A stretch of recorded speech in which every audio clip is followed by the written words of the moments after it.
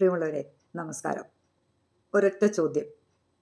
നിങ്ങൾ നോ എന്ന് പറയേണ്ട സന്ദർഭങ്ങളിൽ എസ് എന്നാണോ പറയുന്നത്?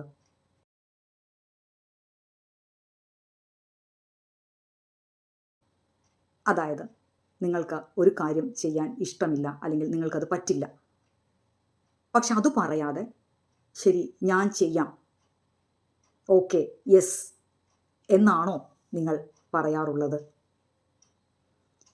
ഇനി ഏതെങ്കിലും സന്ദർഭത്തിൽ നിങ്ങൾക്ക് പറ്റാത്ത കാര്യങ്ങൾ അല്ലെങ്കിൽ ഇഷ്ടമില്ലാത്ത കാര്യങ്ങൾ, അത് പറ്റില്ല, നോ എന്ന് നിങ്ങൾ പറഞ്ഞു എന്ന് വിചാരിക്കുക.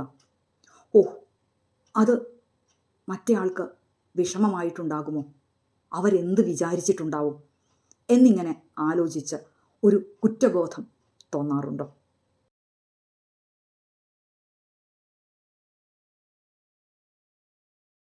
ഇനി നിങ്ങളുടെ ഇഷ്ടങ്ങൾ, നമുക്കെല്ലാവർക്കും ചില കാര്യങ്ങൾ ചെയ്യാൻ ഇഷ്ടമുണ്ടാവും, ചിലതിനോട് ഇഷ്ടക്കുറവുണ്ടാകും. എന്നാൽ അത് പരിഗണിക്കാതെ മറ്റുള്ളവരുടെ അംഗീകാരം, മറ്റുള്ളവർ നന്നായി എന്ന് പറയുക, മറ്റുള്ളവർ നമ്മൾ നല്ലയാളാണ് എന്ന് പറയുക, അതിനാണോ നിങ്ങൾ പ്രാധാന്യം കൊടുക്കുന്നത്? നിങ്ങളുടെ ഇഷ്ടങ്ങൾക്ക് നിങ്ങൾ വില കൽപ്പിക്കാറേയില്ലേ?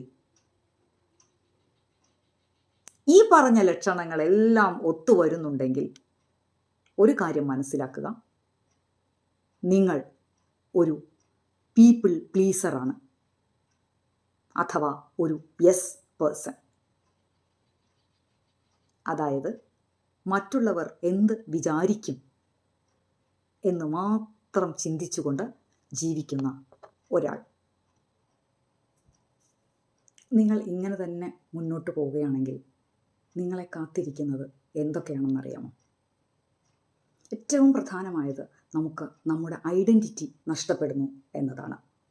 അതായത് നമ്മളെപ്പോഴും മറ്റുള്ളവരുടെ ഇഷ്ടാനിഷ്ടങ്ങളാണ് നോക്കുന്നത്, നമ്മൾ നമ്മളെക്കുറിച്ച് ചിന്തിക്കുന്നതേയില്ല. മാത്രമല്ല, നമ്മൾ ഇങ്ങനെ എപ്പോഴും മറ്റുള്ളവരുടെ കാര്യങ്ങൾ മാത്രം, അവരുടെ സന്തോഷം മാത്രം നോക്കുമ്പോൾ നമുക്ക് ഒരു സന്തോഷം ഉണ്ടാകുന്നില്ല.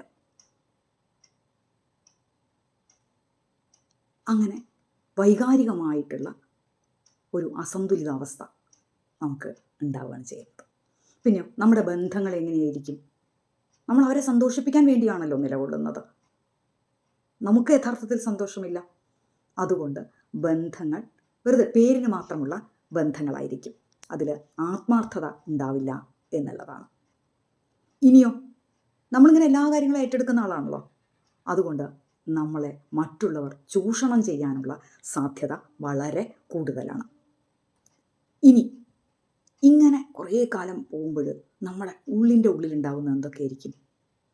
വെറുപ്പ്, അസംതൃപ്തി, നീരസം, ഒന്നിനോടും ഒരു താല്പര്യമില്ലായ്മ, ഇതൊക്കെയായിരിക്കും നമ്മൾ അനുഭവിക്കുന്നത്. അതുകൊണ്ട് ഇതിൽ നിന്ന് രക്ഷപ്പെടാനുള്ള ആദ്യ ചുവടുകൾ ഇന്ന് തന്നെ വയ്ക്കുക. നമുക്ക് കുറ്റബോധമില്ലാതെ നോ പറയാൻ പഠിക്കാം. നിങ്ങൾ നിങ്ങളെ മനസ്സിലാക്കുക, നിങ്ങളുടെ ആവശ്യം എന്താണെന്ന് മനസ്സിലാക്കുക, അതിനനുസരിച്ച് മുന്നോട്ട് പോവുക. നിങ്ങൾ നിങ്ങളുടെ ആവശ്യങ്ങൾക്ക് മുൻഗണന നൽകുക. നിങ്ങളെക്കാൾ വലുതായി മറ്റാരുമില്ല. ഇനിയൊരു വളരെ പ്രധാനപ്പെട്ട ഒരു കാര്യമുണ്ട്. നിങ്ങളായി അംഗീകരിക്കുന്നവരെ മാത്രം കൂടെ കൂട്ടുക എന്നതാണ്. അപ്പോൾ മറ്റുള്ളവരുടെ ഇഷ്ടങ്ങൾക്ക് വേണ്ടി മാത്രം ജീവിക്കുന്നത് നിർത്തുക. നിങ്ങൾ എല്ലാവരെയും സന്തോഷിപ്പിക്കാൻ ബാധ്യസ്ഥരല്ല. നിങ്ങൾ നിങ്ങളുടെ സന്തോഷത്തിനും സമാധാനത്തിനും ഒക്കെ മുൻതൂക്കം കൊടുക്കുക.